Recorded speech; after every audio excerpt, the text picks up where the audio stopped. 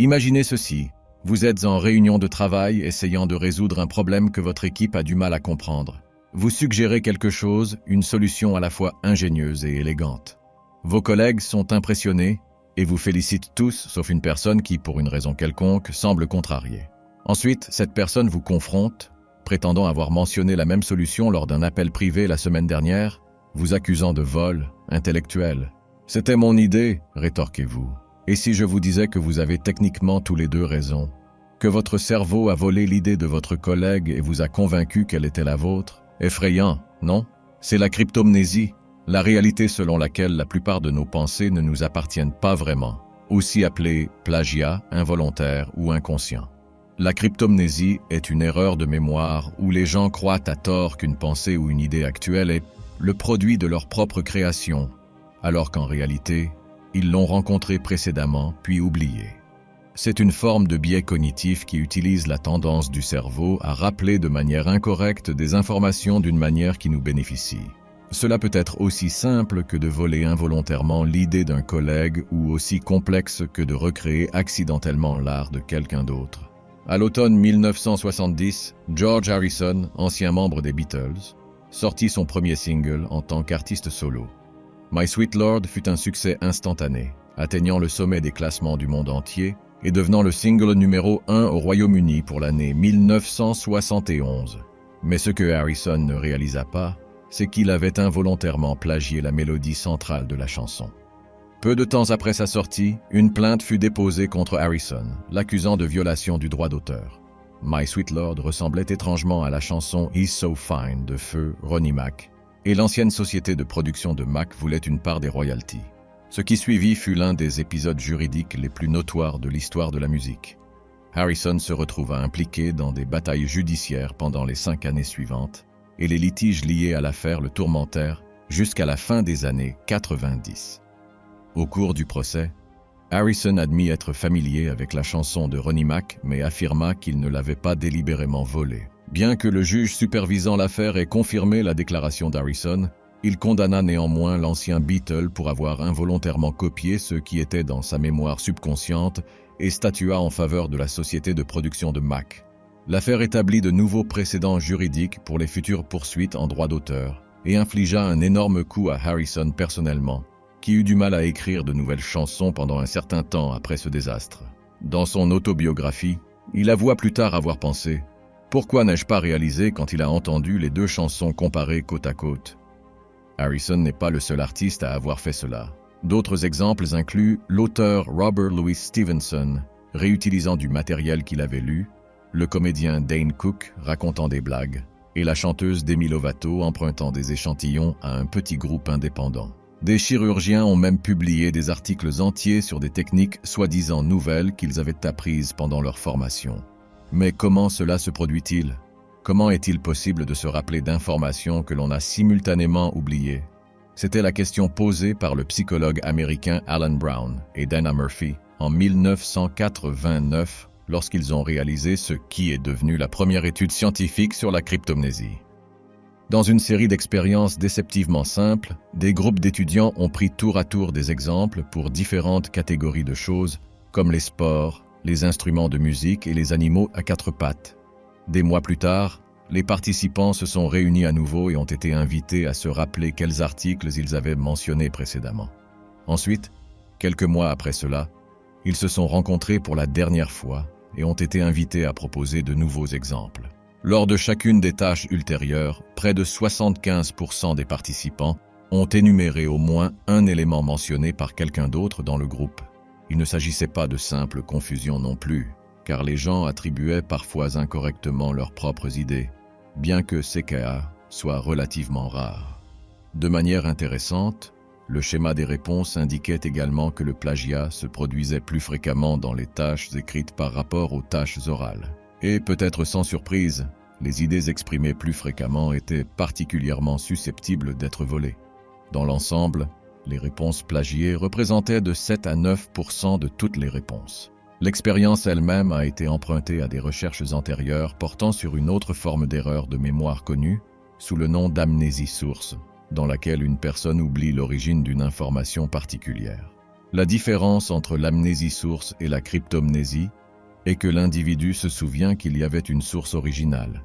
Il ne peut simplement pas se rappeler quelle est cette source, mais avec la cryptomnésie, ils oublient complètement qu'il y ait eu une source et croient qu'ils sont eux-mêmes à l'origine de la pensée en question. Une explication possible de ce plagiat inconscient est que le cerveau a simplement commis une erreur mentale, en classifiant incorrectement l'information en mélangeant deux formes différentes de mémoire. Un type, connu sous le nom de mémoire sémantique, est ce que nous appelons plus généralement la connaissance. Il inclut des choses comme la définition du mot sémantique, que Paris est la capitale de la France, ou l'année où l'homme a atterri sur la Lune pour la première fois. Il y a de fortes chances que vous ne vous souveniez pas où ni comment vous avez appris ces informations. Vous les connaissez simplement.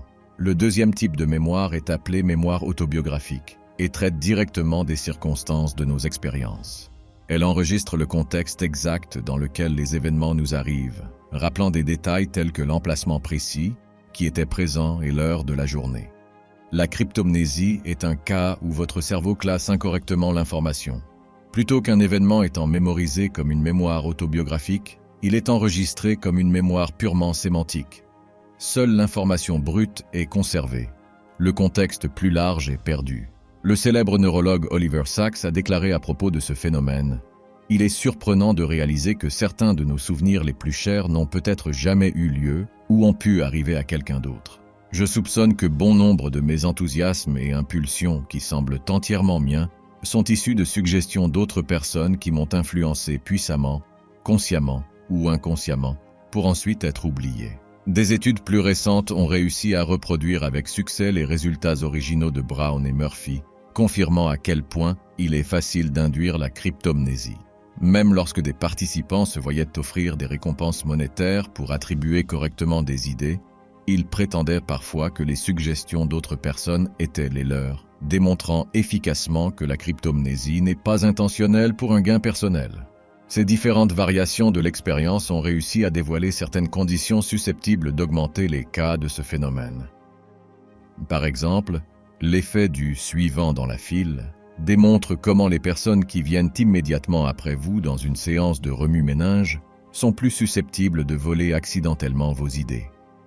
En fait, les séances de remue-ménage en général présentent un risque élevé de devenir victime du plagiat inconscient. Une partie de la raison pourrait être précisément à cause de l'environnement collaboratif. Rien ne semble augmenter les cas de vol d'idées, plus qu'une invitation ouverte à améliorer les propositions existantes. Ajoutez à cela le fait que les séances de remue-ménage ont généralement un haut degré de désorganisation et de chaos. Et vous pouvez comprendre pourquoi il est facile pour les gens de se tromper sur l'origine de chaque idée. D'autres facteurs, tels que le stress, la multitâche et le laps de temps écoulé entre l'événement et le rappel des informations associées, contribuent également à la probabilité que vous puissiez vous engager involontairement dans le vol intellectuel. La cryptomnésie est inquiétante en soi. L'idée que vous puissiez involontairement commettre du plagiat à tout moment suffit à faire douter la plupart des gens, même de leurs meilleures idées. Cependant, lorsque l'on considère cela aux côtés des influences telles que l'Internet et les médias sociaux, cela peut effrayer n'importe qui à arrêter de créer, à l'instar de George Harrison. Aujourd'hui, nous sommes constamment bombardés de contenu. Nous en consommons tellement en une journée qu'il est devenu pratiquement impossible de se rappeler chaque vidéo TikTok ou chaque story Instagram que vous avez regardé, peu importe à quel point vous essayez. Même pour les personnes qui évitent ces plateformes ou limitent le temps qu'elles passent sur les médias sociaux, cet effet est inévitable. Le résultat est que nous sommes plus susceptibles que jamais de commettre de la cryptomnésie. Le problème est tellement répandu que le psychologue cognitif Ronald T. Kellogg a observé comment les auteurs contemporains empruntent de plus en plus même à leur propre travail pour répondre aux exigences intenses des éditeurs. C'est devenu si grave que les écrivains se volent à eux-mêmes.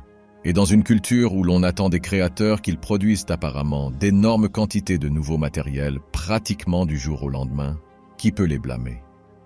Quand tant de moyens de subsistance dépendent de l'attente d'une créativité constante et que nous sommes tous exposés à des flux incessants de médias rapides et facilement oubliables, comment pouvons-nous éviter involontairement le plagiat?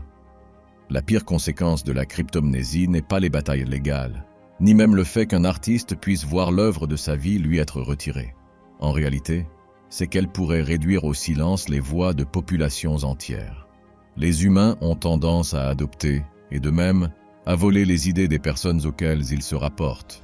Les revendications fallacieuses d'originalité surviennent à un taux significativement plus élevé lorsque les individus impliqués partagent le même sexe, la même race ou le même groupe socio-économique. Cela suggère que nous sommes psychologiquement prédisposés à favoriser et donc à promouvoir les idées de ceux qui nous ressemblent, indépendamment de la valeur de ces idées.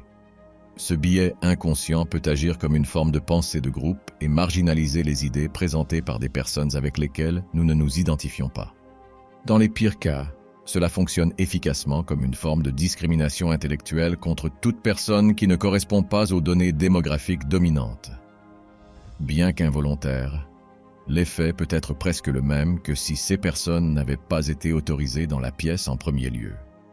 Comme si cela n'était pas assez néfaste, il s'avère que la cryptomnésie n'augmente pas seulement la probabilité que vous ignoriez les idées de personnes avec lesquelles vous ne vous identifiez pas. Ironiquement, elle rend également plus probable que vous voliez leurs idées. Aux côtés des expériences d'Alan Brown et de Dana Murphy, d'autres psychologues enquêtant sur la cryptomnésie dans les années 1980 ont observé un phénomène qu'ils ont baptisé cryptomnésie sociale. Dans une série d'études, les chercheurs ont interrogé les participants sur leurs attitudes envers des valeurs telles que l'égalité des droits, l'environnementalisme et la paix dans le monde. La plupart ont exprimé des opinions positives sur ces valeurs, au moins initialement. Cependant, lorsque les participants étaient rappelés au groupe qui avait initialement milité pour ces causes, tels que les militants des droits civiques, les écologistes et les anti-guerre, la faveur déclarée diminuait considérablement, bien que les participants aient adopté des opinions identiques à celles de ces groupes. Il semblait qu'ils avaient oublié leur contribution. Non seulement cela, mais ces groupes étaient perçus comme radicaux ou déviants, malgré le fait que leurs croyances étaient essentiellement les mêmes que celles des participants. Plus récemment, en 2017, une étude a été menée par le chercheur suisse Fabrizio Butera, étudiant l'effet de la cryptomnésie sociale par rapport aux groupes minoritaires. Dans l'expérience de Butera, des groupes de femmes ont été invités à exprimer leur accord ou leur désaccord avec des déclarations sur l'égalité des sexes. Le soutien pour des questions telles que l'égalité des salaires, le droit de vote et la liberté de divorcer était écrasant. Cependant, ce soutien diminuait lorsque la phrase, telle que proposée par les mouvements féministes, était ajoutée aux déclarations, suggérant un préjugé sous-jacent. Cela malgré le fait que chacune de ces questions ait été défendue par des suffragettes et d'autres mouvements féministes tout au long du XXe siècle. Bien qu'elles aient pu façonner le discours populaire d'aujourd'hui, la plupart des gens semblent avoir largement oublié leur contribution. Le danger de la cryptomnésie est double. Non seulement nous sommes biologiquement prédisposés à ignorer les idées de personnes qui ne nous ressemblent pas, mais dans les cas où nous adoptons ces idées, il est peu probable que nous leur donnions crédit. L'effet est une sous-évaluation pathologique des militants, penseurs et artistes issus de minorités, les laissant en danger d'être oubliés malgré leur contribution. Presque tout le monde connaît le nom de George Harrison. Et si ce n'est pas le cas, vous avez certainement entendu parler des Beatles. Mais je doute que vous ayez jamais entendu parler de Ronnie Mac. Si une reconnaissance appropriée n'est pas accordée aux personnes qui la méritent, cela ne fait que soutenir les structures de pouvoir existantes tout en perpétuant la discrimination. En d'autres termes, cela contribue au maintien du statu quo. Mais comment combattons-nous notre partialité? Comment évitons-nous de tomber dans le piège de la cryptomnésie? Une façon facile est de revenir en arrière et de revoir consciemment le matériel. La recherche a montré que cela peut réduire les taux de cryptomnésie de 2/3. Ce type d'introspection délibérée, où vous vous demandez parfois d'où proviennent certaines informations ou croyances, peut contribuer à diminuer la pensée dérivée. L'étude de 2017 de Butera sur la cryptomnésie sociale a également révélé que lorsque les participants étaient conscients du décalage entre leurs croyances et leurs attitudes envers les féministes qui avaient initialement lutté pour ces mêmes croyances, leur opinion sur le groupe s'améliorait. Nous ne pourrons jamais éliminer complètement la cryptomnésie, mais avec un peu de conscience, nous pouvons éviter ses pires conséquences et peut-être même utiliser cette connaissance pour aider à changer positivement l'opinion des gens, si nous n'oublions pas. Merci d'être resté ici. N'hésite pas à cliquer sur l'une des vidéos à l'écran pour plus de contenu similaire. Et je te revois là-bas.